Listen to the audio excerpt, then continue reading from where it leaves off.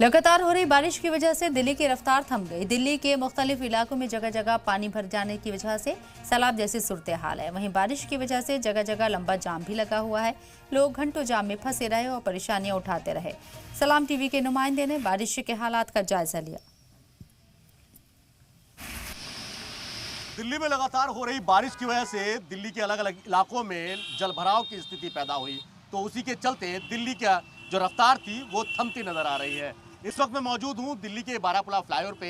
AIIMS से जब आप डीएनडी की तरफ आएंगे तो आपको यहाँ पर भयानक जाम की स्थिति देखने को मिल सकती है, क्योंकि देख सकते हैं आप काफ़ी लंबा जाम है। एम्स से लेकर ये निज़ामुद्दीन बीच का लोधी रोड का जो कट है वहाँ तक और उसके आगे यानी कह सकते हैं कि अक्षरधाम तक पहुँचने और डीएनडी तक पहुँचने में आपको भारी जाम का सामना करना पड़ सकता है।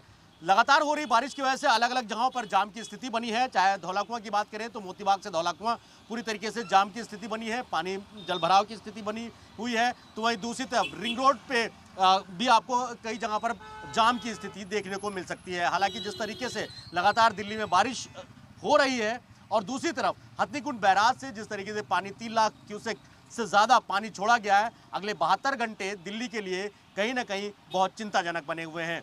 अगले 72 घंटों के अंदर ये अनुमान लगाया जा रहा है दिल्ली में वो पानी आएगा जिसकी वजह से बाढ़ की स्थिति भी पहुंच सकती है। हालांकि दिल्ली की मुख्यमंत्री रेखा गुप्ता ने साफ कर दिया कि हम हर स्थिति से निपटने के लिए पूरी तरीके से तैयार हैं।